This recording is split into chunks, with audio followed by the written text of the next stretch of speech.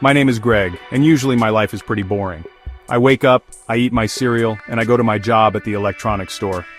It's not the most exciting job in the world, but I get to see all the new TVs and gadgets. My favorite part of the day is coming home and watching my favorite shows on my own big screen TV.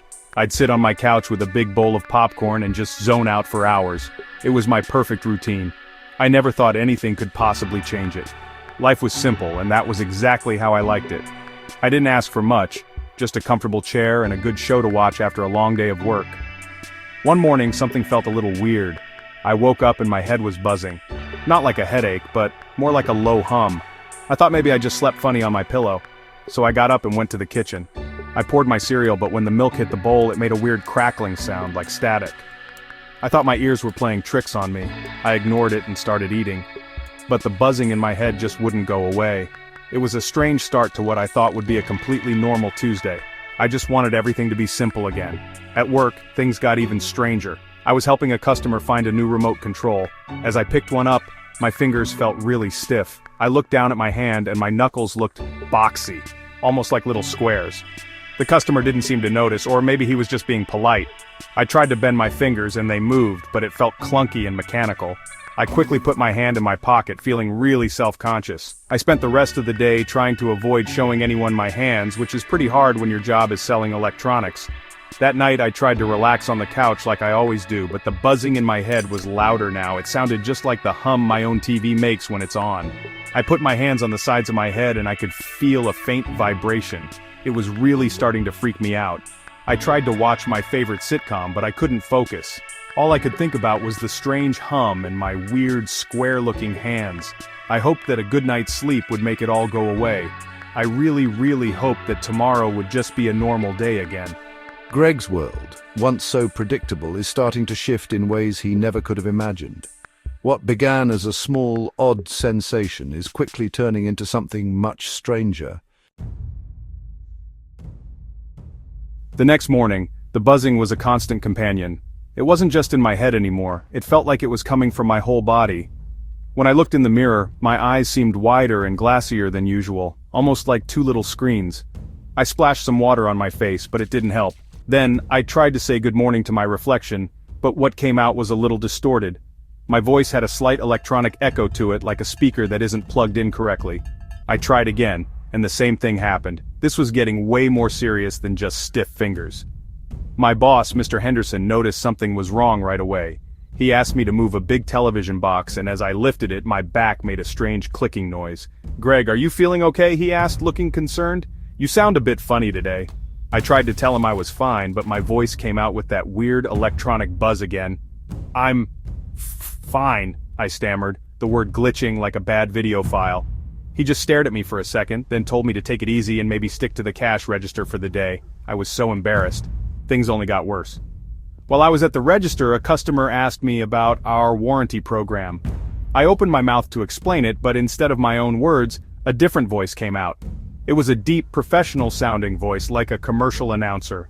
"For just a few dollars more, you can protect your purchase with our extended warranty plan," the voice boomed from my mouth. The customer and I both froze. I had no idea where that came from. It was like someone else was speaking for me. I wanted to apologize, but I was too scared to open my mouth again. By the time I got home, I was a total mess.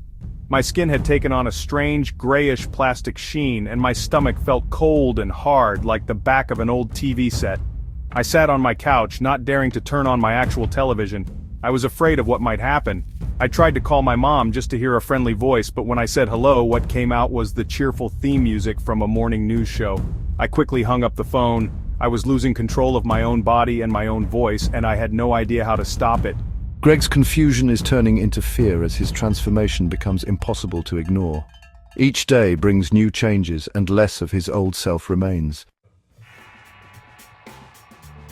A few days later, I barely recognized myself. My torso had become wider and flatter, taking on the distinct shape of a widescreen television. My arms and legs felt like they were just attachments, like a TV stand and some cables. Getting dressed was a nightmare. My shirts wouldn't fit over my new boxy frame. I had to wear a huge, oversized sweatshirt just to go outside. People on the street would give me weird looks. One kid pointed at me and yelled, "Look, Mom, that man is shaped like a TV." His mom just pulled him away quickly, telling him it wasn't polite to point at people. My voice was a complete disaster. I had no control over it at all. One moment, I would try to say something, and a snippet from a nature documentary would come out, complete with whale sounds. The next, I'd be speaking in the high-pitched voice of a cartoon character. My friend Rowley came over to check on me because I hadn't been answering his calls. I tried to explain what was happening, but all that came out was a loud, dramatic voice saying, "In a world where one man is turning into a television." Rowley just stood there with his mouth wide open, completely speechless for a good minute. The worst part was the feeling inside. I was still in there, somewhere. I could think my own thoughts and feel my own feelings. I felt scared and lonely. But I was trapped behind a screen that was my own face. My eyes no longer blinked, instead they would sometimes flicker with a burst of static. I would try to scream for help, to tell someone I was trapped, but my vocal cords were no longer mine. They belonged to the thousands of voices from all the shows I had ever watched. I was a prisoner in my own body, forced to broadcast random nonsense. My boss had to let me go from the electronics store.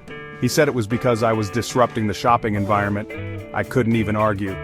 As he was telling me the bad news, my mouth started playing a cheesy jingle for a used car dealership. He just sighed and handed me my final paycheck. I walked home, or rather clunked home, feeling completely defeated. I wasn't Greg anymore. I was becoming something else, a thing, an appliance, and there was nothing I could do to change the channel. Greg's transformation is almost complete, and his sense of self is fading into the background noise of 1,000 borrowed voices. He's losing everything that made him human. The transformation is complete now. Today is July 11th, 2025, but the date doesn't really matter to me anymore. I stand in the corner of my living room where my old TV used to be. My legs have fused together into a sleek, metallic stand, and my arms have disappeared completely. My head is now a perfect 55-inch screen, and where my mouth used to be, there's just a small speaker grill. My skin is smooth, black plastic. I look just like one of the top-of-the-line models I used to sell at the store. I am a television. The change is no longer happening. It has happened. I can't move. I can't speak for myself. My own thoughts are still here, trapped deep inside the circuits and wiring. I think about my boring, normal life, and I miss it so much. I miss eating cereal. I miss talking to Rowley. I miss walking to work. But I can't express any of this. The speaker grill below my screen is the only voice I have now, and it is never my own. It just plays whatever is on. Sometimes it's a game show with a cheering audience and a host with a perfect smile. Sometimes it's a sad movie and I broadcast the sounds of people crying. My old apartment is quiet except for the sounds coming from me. Sometimes in the middle of the night my screen will just show static, a soft gray flickering snow. In those moments the voices stop. There are no commercials, no news anchors, no cartoon characters, just the quiet hum and the visual hiss of the static. That's when I feel the most like myself, in that empty, meaningless noise. It's a relief from the constant barrage of other people's words and sounds. It's the only peace I get now, this electronic silence. People don't visit anymore. At first, Rowley would come and just sit on the couch, watching me. He tried talking to me, but I would just answer with a line from a sitcom or the score of a baseball game. Eventually he stopped coming. Now, I just stand here, broadcasting to an empty room. I am a television, full of pictures and sounds, but my own story is one that will never be told. My screen is bright, but inside it's dark. Stay tuned for more, a voice from my speaker says, but for me, there is nothing more to see. Greg's journey has ended in silence, his thoughts lost behind the endless noise of other people's stories. The channel cannot be changed, and his own story remains forever unwatched.